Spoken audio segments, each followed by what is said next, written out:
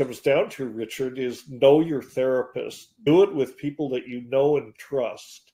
This is not always easy to find a practitioner that you do, but believe me, I don't think it's a good idea to, go on the web and make reservations at the first retreat center that comes up.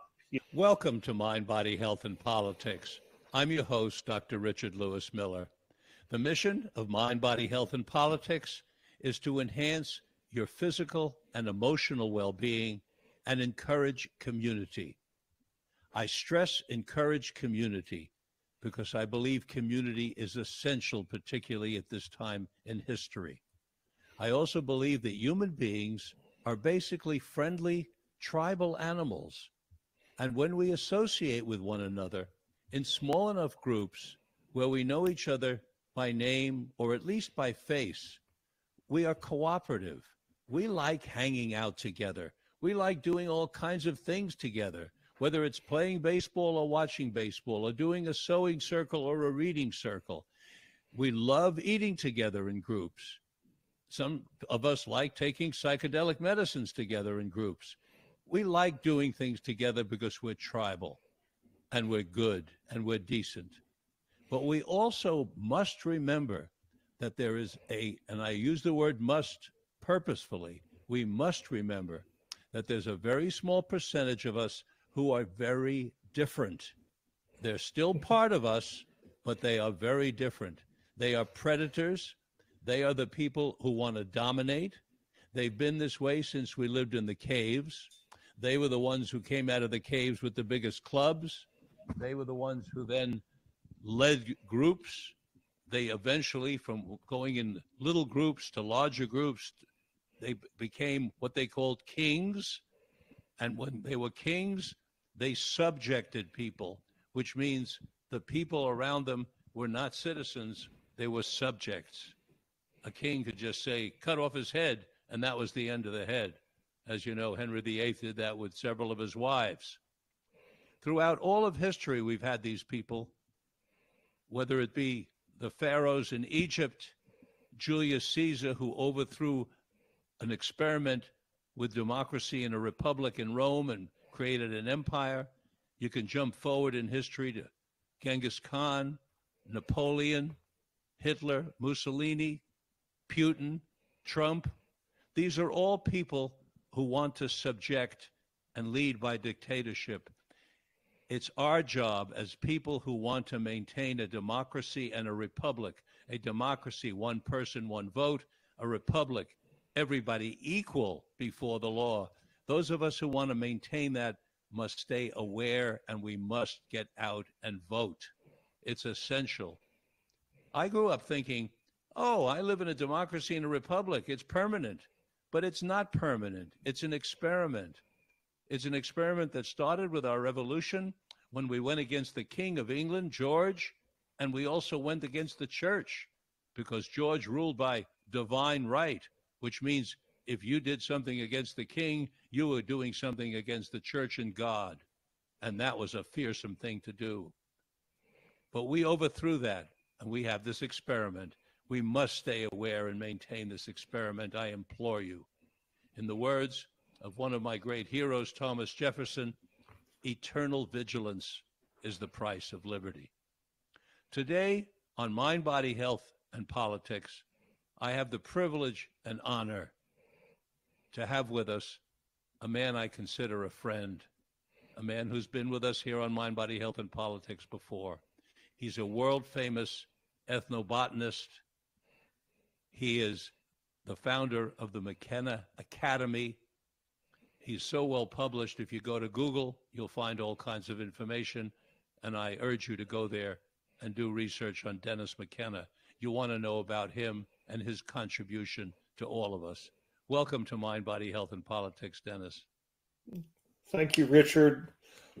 It's always a pleasure to appear on your show, so it's nice to be back here talking to you. It's great to have you back.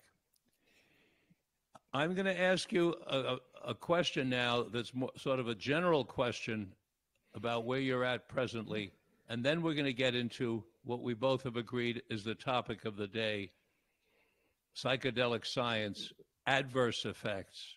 We're going to talk about physiological, psychological, and boundary issues. But first, what are the things that are on your radar screen nowadays as you go through your life? Well, many things. I don't seem to have any problem staying busy. Uh, what's primarily focusing my attention, to the degree that I can focus attention, it gets harder and harder as I get older, but is this project called Biognosis that we're working on through the McKenna Academy, which I will be talking about at Psychedelic Science.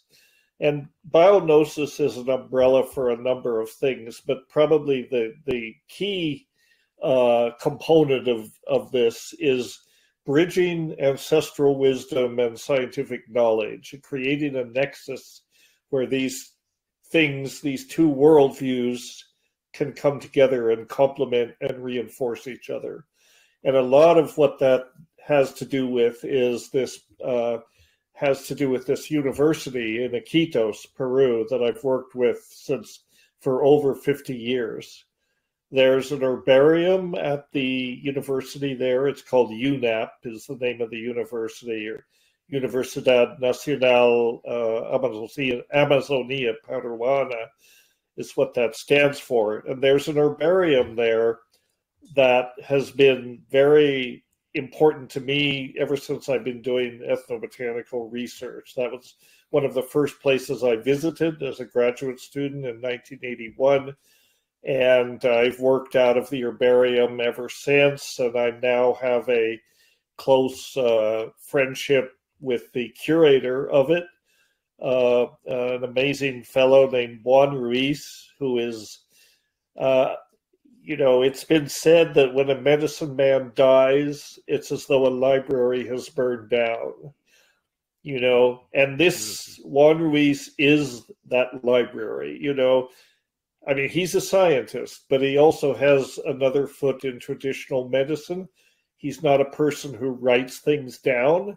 It's all in his head, So one of the projects that we're trying to do with this Biognosis is to produce some documentaries. We've already produced one that is kind of an overview of the current state of indigenous communities in the region around Iquitos, but then also is about Juan and the herbarium that he is the curator of. And what we're trying to do long term is create a digital version, is to digitize that herbarium and put that online in a place where it's accessible to all, and where it integrates the traditional knowledge and gives the traditional people, in these communities a chance to contribute to that, to share their knowledge on this website as well. And I'll be talking about all of that at the Psychedelic Science Conference. In Denver, but that's the gist of it. Yeah. In Denver, Colorado in June. Yes, I'll be there also, and I look forward to seeing you there, Dennis. So if I understand you correctly, you're wanting to mine the historical information rather than lose it, and you want to integrate it with modern information and modern science. Did I get that correct? That's pretty much it, yes. I mean, we don't want to lose, like, an herbarium is a kind of a library. It's a collection of dried plant specimens. And, you can think, well, how boring is that? But that's actually very important, because especially for a region around Iquitos where, Iquitos is at the center of Amazonian biodiversity. So these collections are very valuable. They give you a snapshot of the flora of the region, not only as it exists now, but as it existed in the past, because the environment changes over time. And the herbarium is one place where you can track that, or you can see that changes as the, For example, you can chart the changes in the distribution of particular species. Herbaria are invaluable resources for plant researchers, whether they're looking for medicinal plants or they're just interested in the environmental status of plants.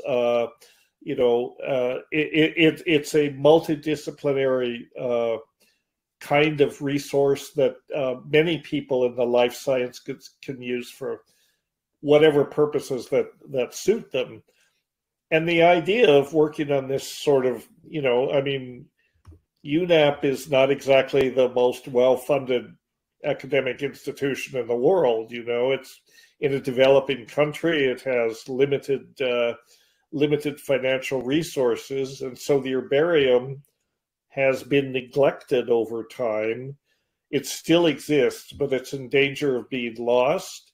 What we're trying to do is raise funds to rescue it, and not only rescue it, upgrade it, but create this virtual representation of it, this digital herbarium, which is what herbaria do these days. It's nothing new. This is pretty much what all herbaria in the world do. They like to digitize their collections, but that takes money, that takes funding, and that's what we're trying to do, is secure the financial resources to do this for the UNAP herbarium, because of its unique position geographically, its connection to all of these medicinal plants and these traditions and so on. So it's worth saving, and that's the long-term goal of this project. Now, in your long career as an ethnobotanist, you've studied all sorts of plants. You've paid particular attention to medicinal plants. And within medicinal plants, you're also well known for studying psychedelic plants, psychedelic medicinal plants. And today we want to talk about a very challenging and difficult topic, and that is the negative or adverse effects of psychedelic plants. And as an introduction to this, Dennis, the reason I'm focusing on the adverse effects is that it is well known that and if you want to correct me, please do, of course, at any time. I believe it's well known that the pharmaceutical companies in the United States and perhaps around the world do their best to not disclose negative results.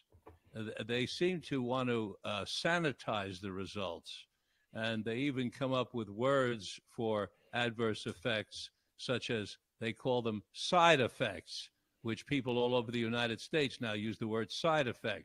But that is a sanitized way of saying adverse, because it almost makes you think like it happens on the side, or it happens on the side of you. It's not really a big deal. And really what they are, and again, if you have a different opinion, please tell me, but I believe that they really are unwanted complications of medicine. They're unwanted complications, and they're often adverse effects. And I think it's incumbent upon those in the psychedelic sciences to do the opposite of what the pharmaceutical companies have done. And instead of hiding under the table or under the rug any adverse effects, that we come out first and tell the public what they are, let them know exactly what they're dealing with, but give it to them in specifics. What percentage of the cases are going to have this? What percentage of the cases are going to have a headache, or whatever it happens to be? So by that way of introduction, let's talk about adverse effects, emotional, physiological, and boundaries. Yes. Well, a pharmacologist that I respect a lot told me once, he said, "Show me a drug that lacks side effects, and I'll show you a drug that has no effects." Side effects, which are not necessarily adverse. They're not always adverse. They are side effects, but they very often are adverse in the sense that you'd rather they didn't happen, these side effects. Sometimes the effects are minor. They're not life-threatening. That just comes with the territory. anytime you're mucking with your physiology, you're going to get a spectrum of effects. And I really think it's true. There is no drug that I know of that just targets the receptors, the systems that it's supposed to work on, and doesn't affect any other system in the body. That's not the way physiology works. You can't separate the effects. The thing is, I think with any medicine, the objective is to minimize the impact of any adverse reactions and maximize the beneficial reactions. And that's certainly true with psychedelics. Psychedelics are,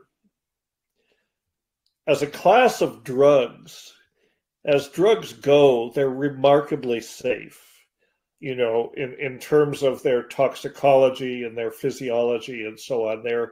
You can't make blanket statements, but by and large, most psychedelics are not physiologically toxic. They're safe for people in reasonably good health to ingest. And so those issues about, is this drug safe to ingest, largely is not an issue as far as the drug itself is concerned. Now, with something like, for example, ibogaine is an example of a psychedelic medicine that definitely has issues. It has effects on the heart that are not desirable. And so that doesn't mean it should be used. It means that therapists should be aware of this and be extra cautious in how you employ it. And that caution expresses itself in terms of, having a competent therapist in a setting, clinical setting. So if there are adverse effects or cardiac events and that sort of thing, this can be dealt with, and the other side of that is be mindful of the dose. There's no reason to take enormous doses of something like ibogaine. I think the therapeutic model for ibogaine has changed over time. It used to be that for therapy for opiate addiction and this sort of thing, people would give what is called a flood dose, an enormous bolus, an enormous dose of ibogaine, 1 to 1.5 grams. That's a very high dose. And then, of course, as you know, Richard, as a physician, as you escalate the dose, if there are adverse effects to worry about, then you increase the chance of adverse effects. So I think with respect to ibogaine therapy, a lot of therapists are backing off and saying, better to do several medium dose sessions rather than one huge flood dose. And the therapeutic outcome is better as well. I think with respect to adverse effects of psychedelics in general, ibogaine is one of the exceptions in a certain way where there's there are known potential for adverse effects. The rest of them, and by the way, ibogaine is not, under some definition, it's not a true psychedelic. It does not interact with these key receptors, the serotonin 2A receptors, which most of the classic psychedelics like psilocybin, DMT, LSD, these sorts of things, they target these populations of receptors, serotonin receptors, and the 5-HT2A receptor appears to be the central primary target for what I call the true psychedelics. And you could even define a psychedelic if you want to be, doctrinaire about it and apply a very narrow definition. You could say, well, it's got to be a 5-HT2A agonist or it's not a real psychedelic. It's something else, but it's not a psychedelic under that definition. I don't know if that's useful. But the primary issue, I think, with the adverse effects of psychedelics is not pharmacology. It's about these very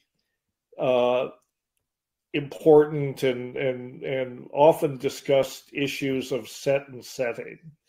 And since the days of Tim Leary and Richard Alpert, who were harping on set and setting back in the 50s, these are the key variables. When you go to a therapeutic session, or you use a psychedelic therapeutically, you basically got 4 variables.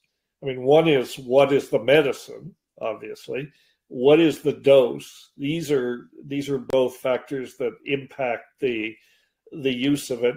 But then the setting and the set are also at least as important. And the setting is, as the name implies, just the circumstances under which you do it, which can be quite variable. I mean, you can do it in a clinical setting or indoors in a nice, relaxing setting, or you can do it outdoors, wherever you do it. But it needs to be an appropriate setting.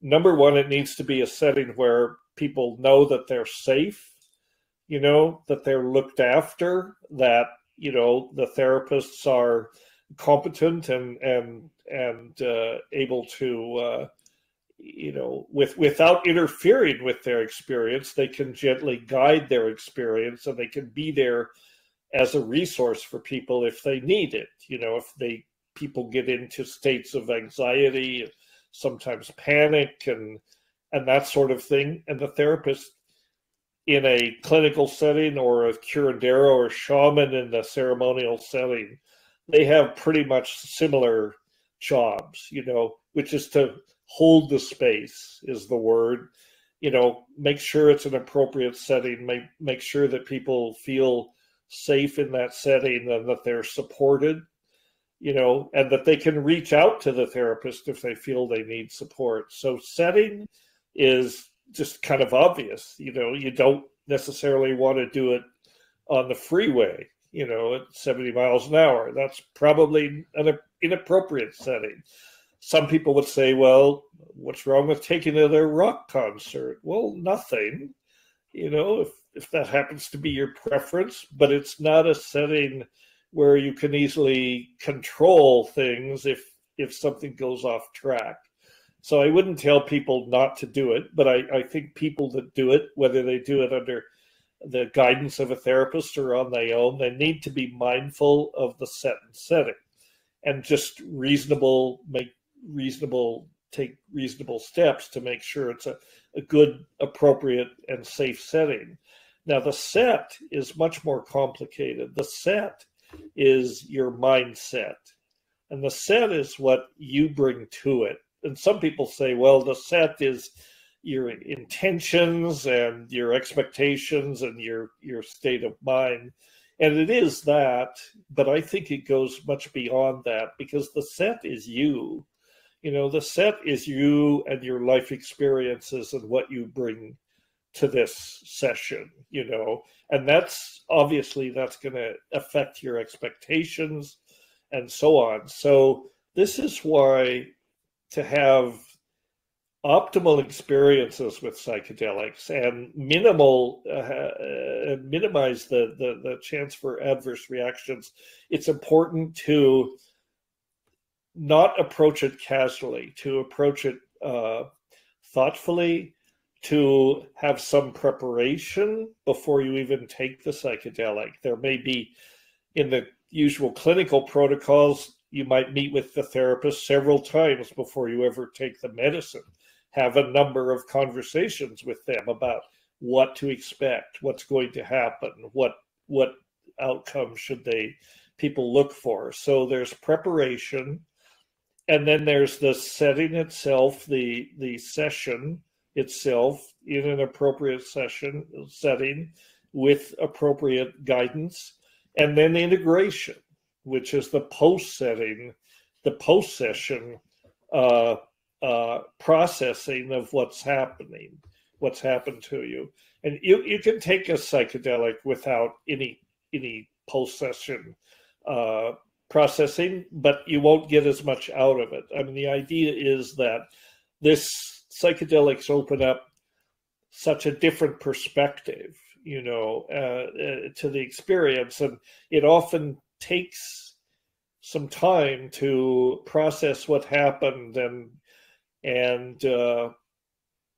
come away with a sense of essentially what have you learned from it, and I think that part is very important to integrate, as they call it. You get the maximum benefit from this by that way. And if you can do that, if you can't provide for integration following the sessions or a series of sessions, then there is a greater chance for adverse effects to emerge over time, and particularly, one thing that's not often, emphasized with psychedelics, they change your perspective, they change your worldview. You get tremendous insights, apparently, and they can be life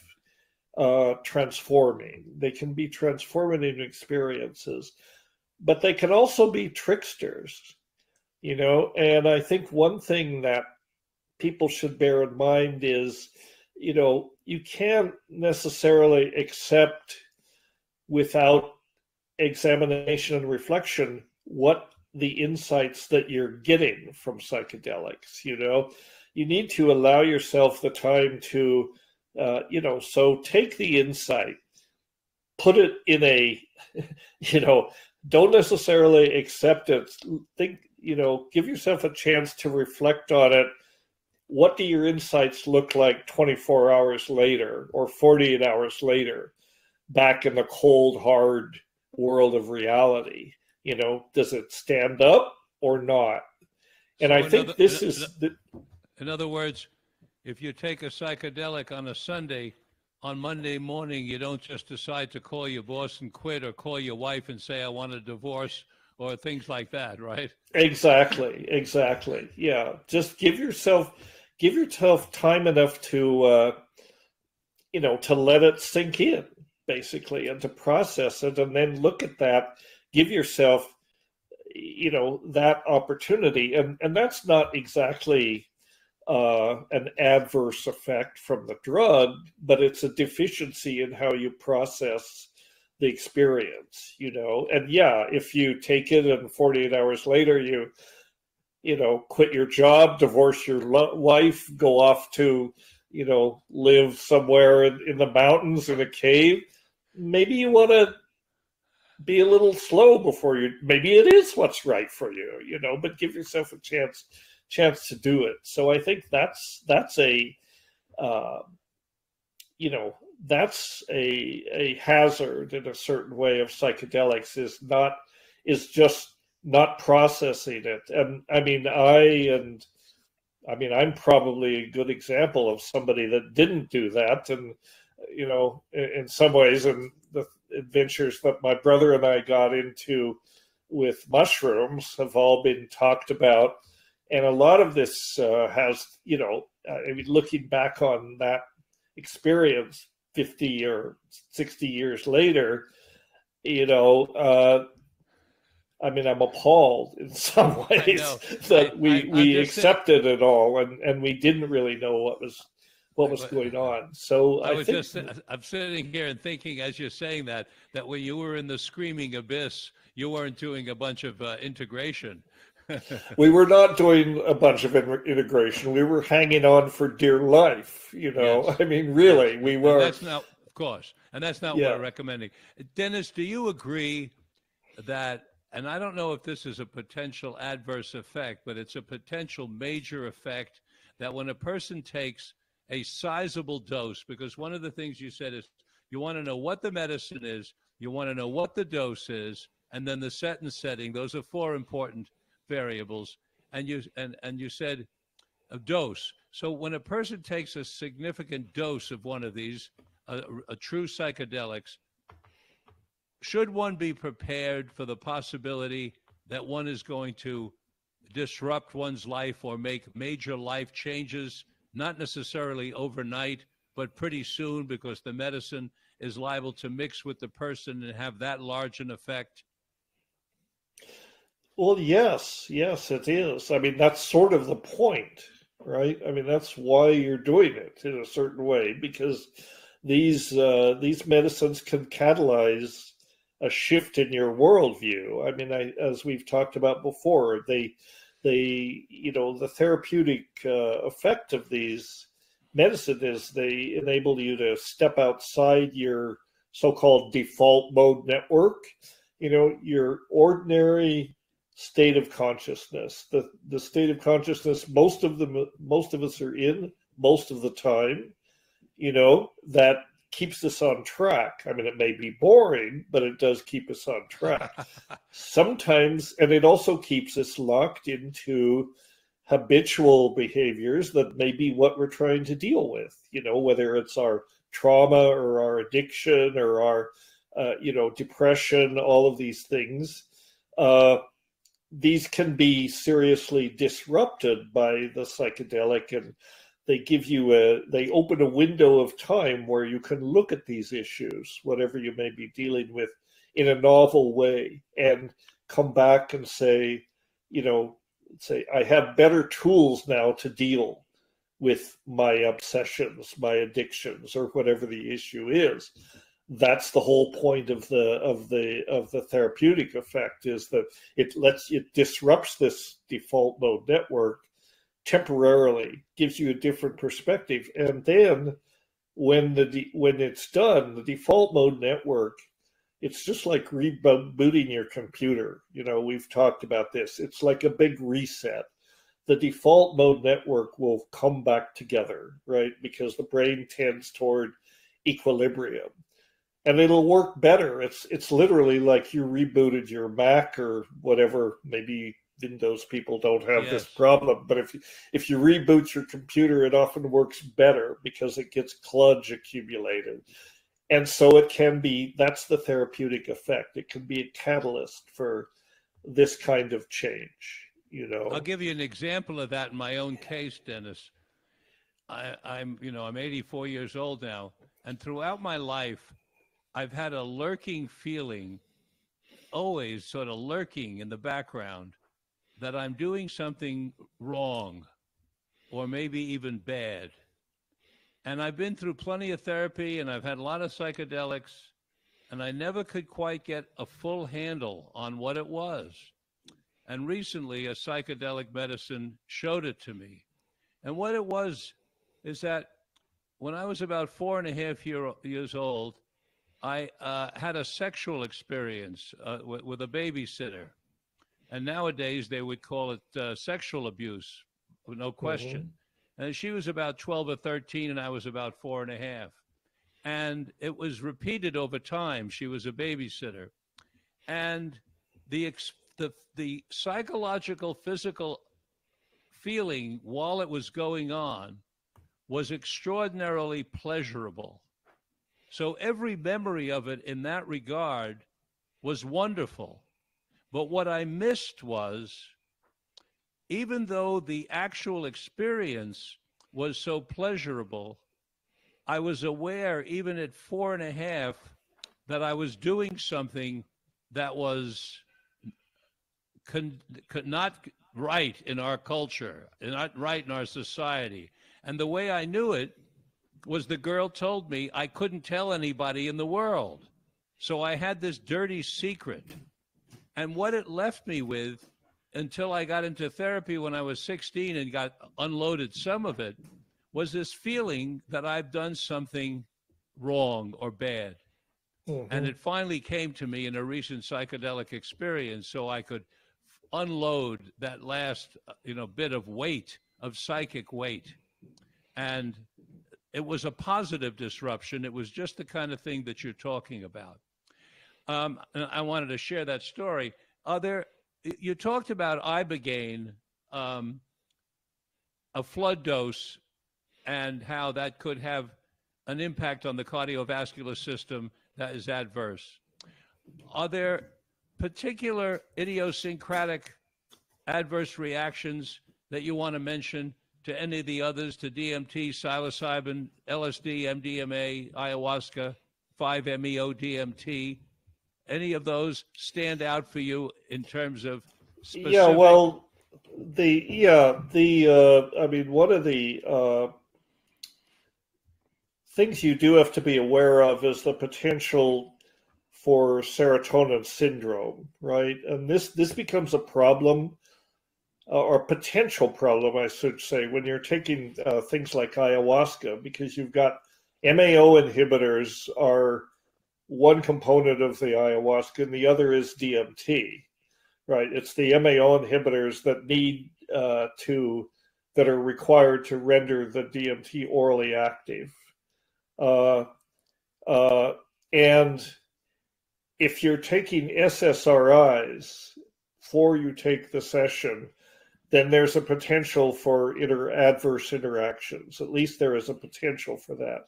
So they always advise people that if you're on SSRIs or other types of, or any kind of clinical MAO inhibitor, you have to discontinue that before you take ayahuasca, at least 3 weeks ahead, to give your system a chance to wash it out. And then the risk is minimal, but if you don't do that, there is a potential for an adverse reaction, what they call the serotonin syndrome, which can be very uncomfortable and even fatal if it's severe. So but most people who know about ayahuasca, who use ayahuasca, this is well known. This is a known caution that you have to take. The other thing is with some of the tryptamines taken other than by mouth, by injection or by smoking or insufflation or whatever, they can have some pretty acute effects on blood pressure. They're not extreme, hypertensives, but they do increase blood pressure. So if you have issues like that, where you don't want to go there, it's probably best to avoid those or take lower doses. Something like psilocybin doesn't really have this problem, or even ayahuasca. In that orally active form, blood pressure issues are not really a problem. But if you smoke DMT and you have maybe you have high blood pressure and you don't know it, or you're at risk of a stroke or that kind of thing, you should be very careful about it. I mean, I'm reaching the point in my own age where I have to think about these things. And I've thought, my days of taking DMT and 5-methoxy DMT may be over. If I want to take DMT, I can take it in the form of ayahuasca, and I think it's much safer that way, in some ways.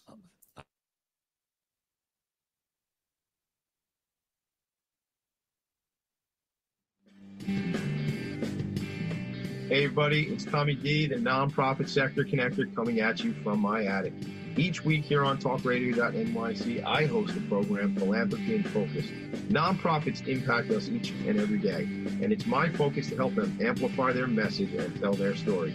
Listen each week at 10 a.m. Eastern Standard Time until 11 a.m. Eastern Standard Time, right here on talkradio.nyc. Were you an essential worker during the pandemic? If you needed to learn stages of epilepsy, did you depend on advocates? Did you use new innovations to cope with mental and neurological issues? Maintaining high quality of life and keeping good mental health are what we all strive for. I'm Frank R. Harrison, host of Frank About Health, and each week top healthcare influencers, professionals, and innovators answer these questions and more. Stay tuned on Thursdays at 5 p.m. on talkradio.nyc, and I will continue to be frank about health with all of you. Hi, I'm Linda Marcanico. The A Train to Sedona is a memoir about my journey to love and compassion. It's also the name of my new broadcast on Wednesdays at 12 noon. When we are spiritual, we embrace possibilities and ideas, which strengthen our mind, body, spirit, health, and wisdom. On the A Train to Sedona broadcast, I plan to interview guests who embrace these expansive practices. Join us on Wednesdays at 12 noon on Talk Radio New York City. You're listening to Talk Radio NYC at www.talkradio.nyc. Now broadcasting 24 hours a day.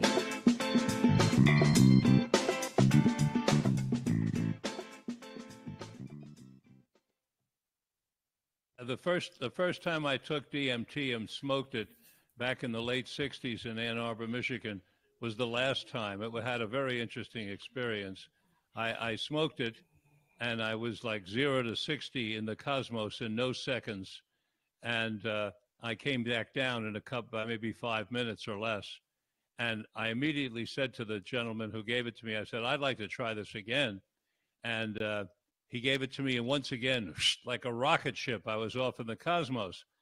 And then I said, I'm not an addictive person, but I could get addicted to this stuff. I'd like to try it again right now.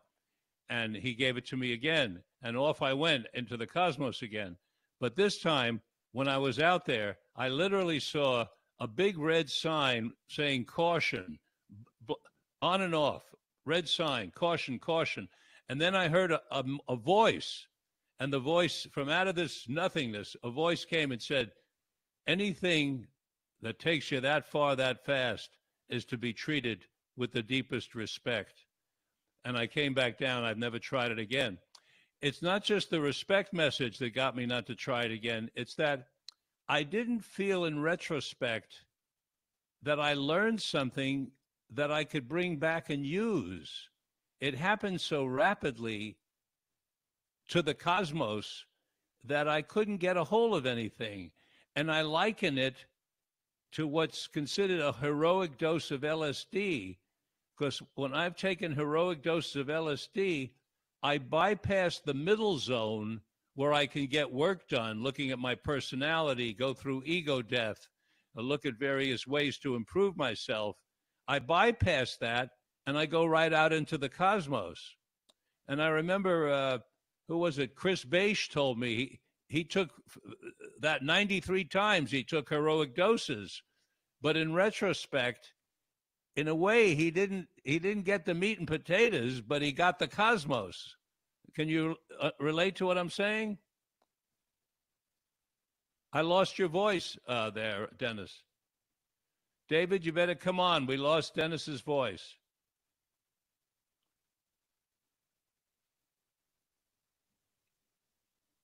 Hear us? Can you speak to Dennis? I can't hear him.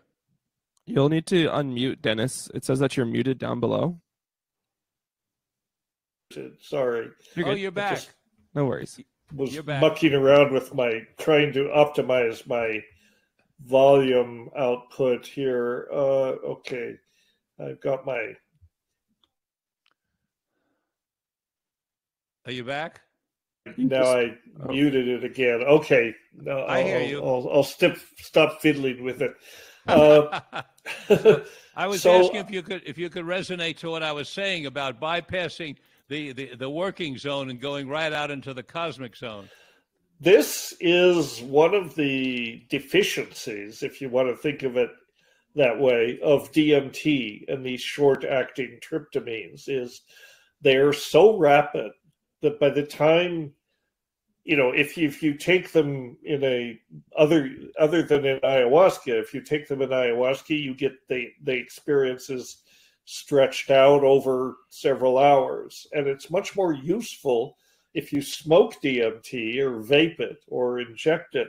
The experience is so fast that by the time you begin to sort of grok what is going on in the state, you're already on the way down, and so in some ways I think it's much less useful. It's certainly overwhelming and it's amazing, and I think that people should have this experience, but you don't come back with the same set of lessons that you might if you spend more time in that place. This was the big reason that Terence and I went to South America in 1971, because we were utterly entranced and obsessed with DMT. But the problem was it was so fast. We were looking for an orally active form that we could spend more time in the place, which we actually thought of at the time as a place.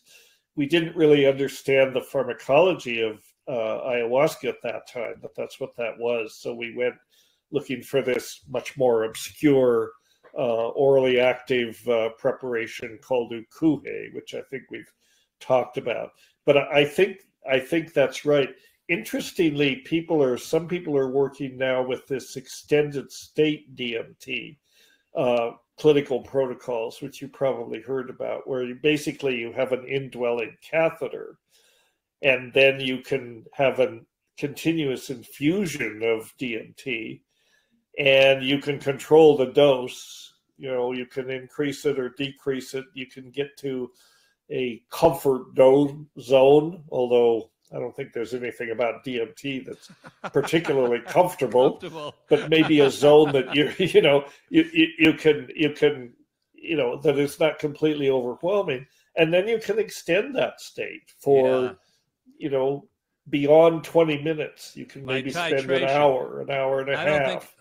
I don't think I want to be a subject in that experiment. I don't think you or I would make the inclusion criteria, Richard, because we're old guys, and this is a young man's game. I think you have to have a healthy cardiovascular system. I can't even remember when I was your age. You can't remember? Well, see? I can't remember. That just proves that you're demented, Richard. Exactly. I mean, I'll be there soon. Come on, you're way back in the 70s. I can hardly remember the 70s. Now, might we not say the same thing about 5-MeO DMT? The same things apply, even more so. It's so rapid that you don't grab onto anything to learn. Yeah. The same considerations apply, even more so. Although it's interesting that the quality of 5-MeO and DMT experiences are just different enough. DMT is full of content, right? I mean, and visuals and all of this stuff. This is characteristic of the experience. 5-MeO is distinguished from it in the sense that there's almost no content. There's nothing visual about it. You're in a complete state of ego dissolution. Right. Which is fine. I mean, it must be. It's fine if you like going to Coney Island for a quick trip on the roller coaster. I want to move on to some questions I have for you. Okay. Freud wore a full beard and he smoked a pipe. For 75 years after Freud, psychologists all around the world wore full beards and smoked pipes. Freud saw patients for 50 minutes because he saw 8 patients a day, 10-minute break because he wanted a little time to take a pee and write notes. So for 150 years, 30 years now, people all over the world are doing 50-minute sessions for the most part and taking a 10-minute break. Right. So there's no science behind that length of time whatsoever, and there's no science behind wearing a beard and smoking a pipe. Now, the ayahuasqueros, for some reason, you may know the reason, started their experiences that they gave the ayahuasca people, ayahuasca, they started the experience at night. So we have all these people coming back from the Amazon and other places, starting people at night. I personally think that's ill-advised because we are at our best during the day. Why would we want to be taking something that's so powerful and be on it at 3 o'clock in the morning when our diurnal rhythm is slowing us down, we're getting cold, and we're in a deep sleep state? I think it's a mistake. Catherine McLean told me this week that at Johns Hopkins, they start at 8 or 9 o'clock in the morning, which makes much more sense to me. Was there a reason? So that's question number one was there a reason that they started at night? Do you know of anything? Is there anything behind that? No, I think it's tradition, basically. I mean, traditionally they do it at night. Sometimes they take ayahuasca during the day. I've taken it during the day a number of occasions, but I actually prefer taking it at night. I prefer starting early because I, like to go to bed fairly early. And one nice thing about ayahuasca is, the effect lasts 6 to 7 hours, usually not much longer than that. So, you can take it at 8 in the evening, and by the time it's 1 in the morning, you're pretty much done. You can go off to bed and have some nice dreams. I do like taking it at night. It's just a preference. It feels safer, especially in these environments where you've got, the resonance, the music, and that sort of thing. And, you don't have to have eye shade. I mean, there are visual episodes with it, but I think it's a matter of preference, really, more than anything else. Minimizes distractions because, if you're doing it, in the daytime, well, it depends. If you're doing it in the daytime in the right setting, it can shift the focus to what's happening outside, not inside. And if you're in a great natural setting, that can be wonderful, to look at natural processes, look at nature in this altered state. So again, it's that there is no rule about this. It's all about what seems appropriate. As long as you think, thoughtfully about what the appropriate setting is, and then go with that. And you can play with that. You can try it during the day, at night. No reason really to wait till 3 in the morning. I'm with you there. At that time I'm tired. I don't want to. Although back in the 60s, I did have several friends who, they enjoyed taking LSD. They would wake up at 4 in the morning and they would take LSD. And then the idea was they'd go back to sleep. And when they woke up, they were fully on. I sort of never saw the point, but they seem to enjoy that. Interesting thing to do. Okay, next question. Boundaries. Boundaries can lead to adverse effects. We need to provide safety. Right. You're big on safety. I'm big on safety. Let's talk about what we can do so that therapists giving psychedelic medicine don't intrude on the person sexually that they've given the medicine to. Right. And don't intrude in other ways on their personal lives, such as possibly financial, because these are things that we know from therapy and from doctors and from lawyers having nothing to do with psychedelic science, that there is a percentage of therapists, of physicians and lawyers, not to mention other occupations, of course, who, when they have people in a vulnerable position, have been known to do adverse things sexually and financially. Right. Well, yeah, I mean, so this just goes back to, human nature. I mean, people, there are predators, there are people with loose ethics who don't respect those boundaries. And you're taking psychedelics deliberately. The whole point is you're putting yourself in an open, vulnerable situation. The whole idea is you're letting your defenses down. I think what it comes down to, Richard, is know your therapist. Do it with people that you know and trust. This is not always easy to find a practitioner that you do, but believe me, I don't think it's a good idea to, go on the web and make reservations at the first retreat center that comes up. I mean, it may be fine. Most of them do operate ethically, but some don't. And so it's important.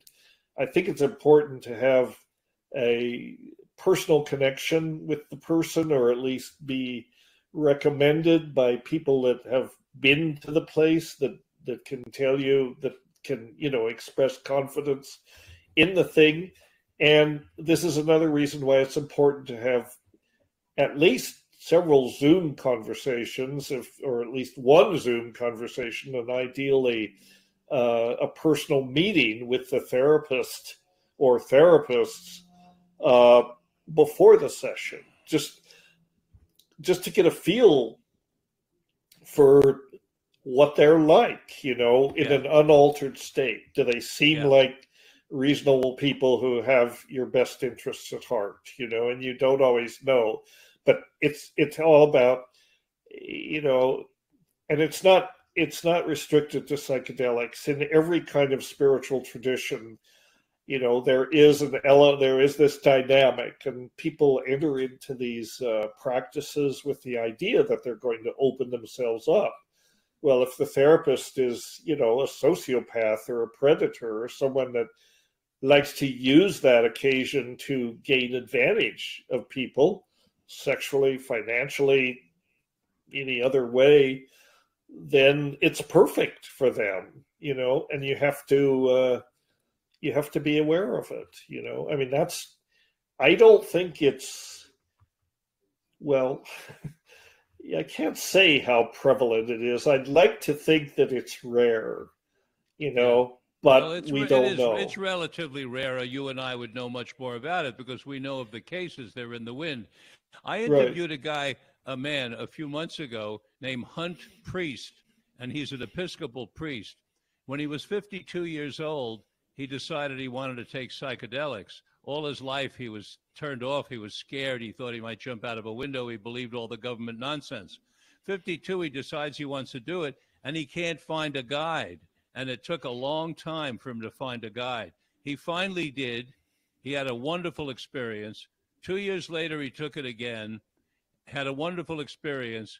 And so he decided to start something called the Christian Psychedelic Society, whose sole purpose is to help people find reputable guides. Pretty cool thing to do. The name of it's called Legate, the Christian Psychedelic Society. And you don't have to be a Christian, I don't think, to go to them for help, but they're helping people find guides. Dave Nichols told me, Dave Nichols, for everybody who don't know who he is, he's like the king or the crown prince of LSD. He's probably the most knowledgeable person on the planet of LSD. I imagine Dennis agrees with me. Well, absolutely. And other psychedelics. He's the king of psychedelic chemistry, or at least he was. The king of psychedelic chemistry told me on this program, and it's in my first book, Psychedelic Medicine, no one has ever died from taking LSD.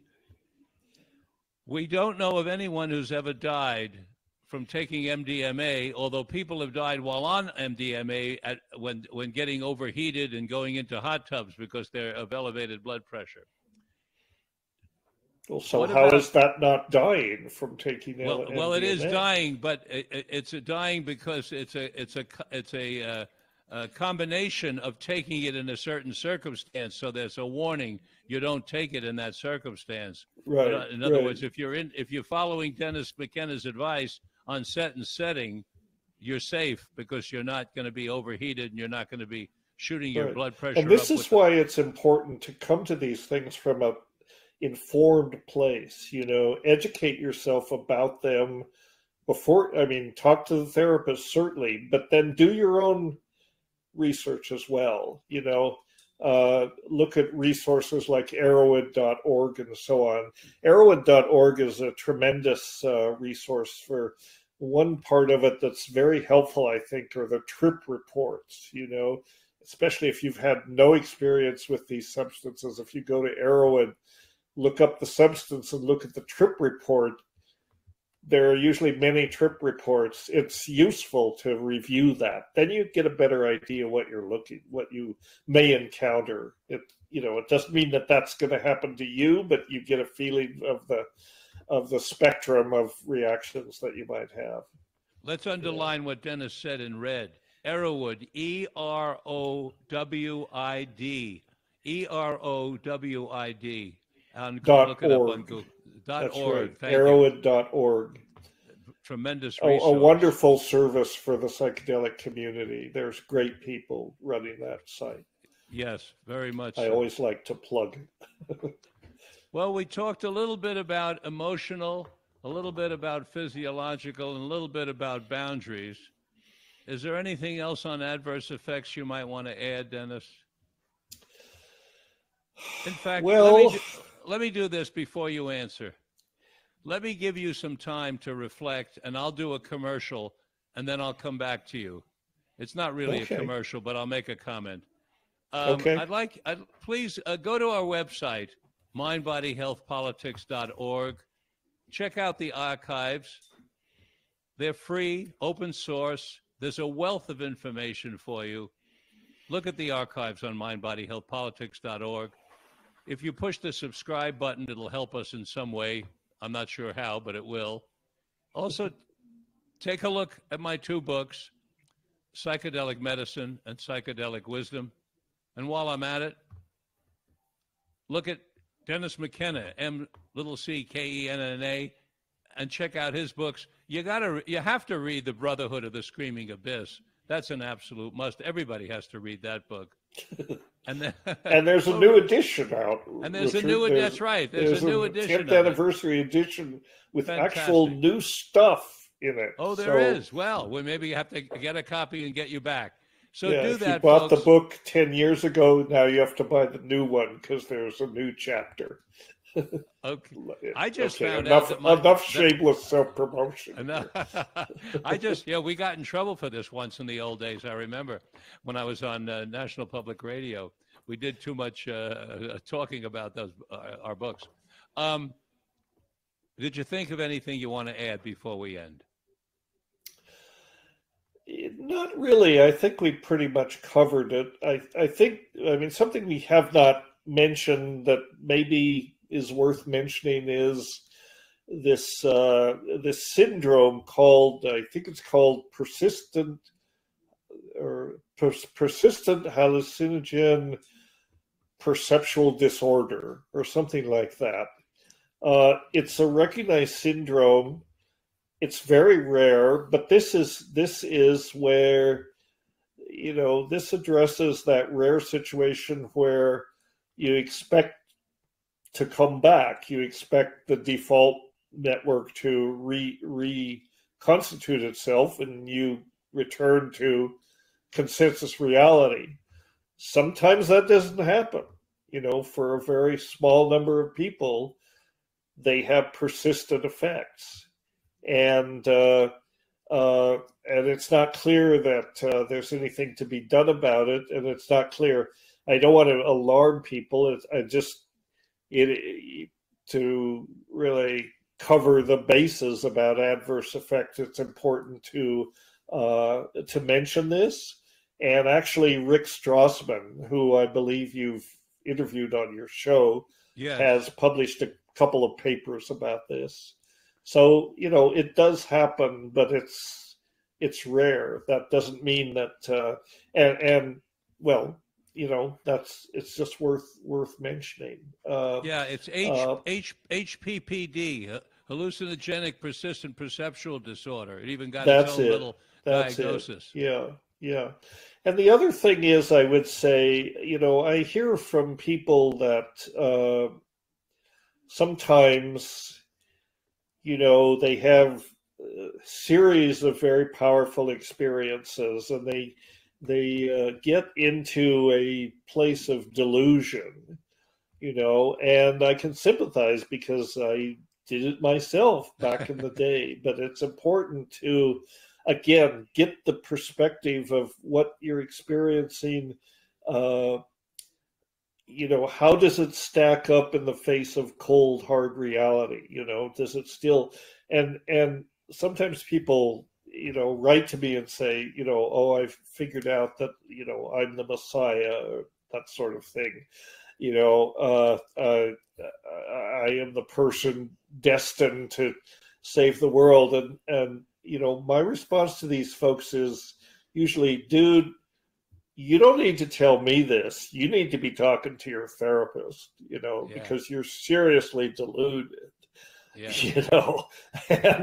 and usually that is not a welcome message, but that's what I would tell people out of compassion, because you can get into these places of delusion, and it can be serious estrangement from reality, whatever reality is. I mean, we can't take psychedelics and say that reality is just this one thing, but there is a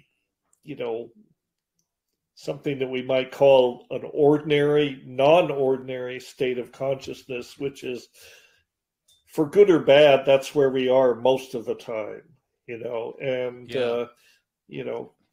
so that's something to be aware of. It's not something to worry about. I mean, I think most people, I guess the message here is if you're in that state and persistently having these experiences, it's kind of, the advice is, when you're digging a hole, the first thing you do is stop digging, right? So what I advise people to do if they're getting into this state of delusion that just builds on itself, first thing, stop taking psychedelics for a while. Yeah, you don't have to take them all the time. Right. Give yourself a month, give yourself 6 months, give yourself a year. Yes. Step back from it. That doesn't mean a lack of courage. That means a lot of that it demonstrates common sense. Caution is the better part of valor, right? Have I ever story when I thought people were breaking down the walls and were going to take me away while I was on LSD? Did I tell you that story? No, you didn't. Well, I took 400 morning glory seeds, heavenly blue, because Leary and Alpert wrote about that in the back of their book, the Tibetan Book of the Dead. And so I'm way out in the zone, and I'm having a fabulous time. And all of a sudden, I got really scared. I heard banging, and I was just certain that because this comes back to my feeling about doing something wrong, because I was so strongly brought up by my parents to be honest and follow the law and tell the truth, that when I'm doing anything wrong, I feel like really terrible. And of course, I was doing something wrong. I was taking this illegal substance. And all of a sudden, I'm sure that the police are at the door, and they're banging on the door, and I hear the banging, and I'm getting more and more scared. I'm afraid to go to the door. I've got my eye shades on, right? So I'm not looking at anything. And I'm in 1965, and I'm really getting more and more scared. And then finally, I had the courage to take the eye shades off, and I look out the window, and there are two telephone linemen there with hammers, and they're hammering on the walls. And right. And I laughed my head off, and it was a wonderful educational experience, and I've learned so much of it for future. But it shows you, how the setting is so important, what you talked about, because part of what I learned from that is I'm a person who needs real quiet when I take psychedelics, because any kind of sound can create a feeling. It can create all kinds of feelings. Like when Leo Zepp, the Secret Chief, he played Beethoven's Fifth to me while I was under the influence of LSD, and all I could focus on was Beethoven's brilliance and how he could possibly write such a thing. And the music took over my whole being. And what I learned from that is don't use music. I'm much better without any whatsoever, because I don't want the music in me. I want to deal with my own self. That's another conversation, Richard. But yes, classical music is not necessarily what the kind of music you want. I much prefer my gosh, Dennis, I couldn't believe the guy was able to do all that, but that's what I focused on. Yeah, I'm going to leave you with a teaser for our next meeting, which will come after I read the latest copy of your book. And here's the teaser that I want you to think about, and then we're going to end the just like there's this HPPD, hallucinogenic persistent perceptual disorder, I have one called HIN, hypocrisy-induced neurosis. It's when leaders of the country tell us to act one way, or leaders of the church, or leaders of anything, they tell us to act one way, and then they act the exact opposite way. So like a politician rants against homosexuals, and then he gets caught in the men's room trying to give a blowjob to the guy in the next. Hypocrisy-induced neurosis. And the other one I want to talk to you about, after you have a chance to think, I made up, is post-traumatic sexual stress disorder. I think the whole country is suffering from it, that we have so distorted our views on human sexuality that we're all screwed up about it. Every single there's hardly a person who isn't screwed up either by their religious beliefs, moral beliefs, cultural beliefs, or something else, that we are so distant from what sexuality really is. So give that thought. Hypocrisy-induced neurosis, post-traumatic sexual stress disorder. We'll talk about it. I think both of those syndromes are practically epidemic, Richard, in our culture. I mean, it's interesting and dismaying to me how preoccupied the right and the Republicans are about, homosexuality, transgender issues, all of these things.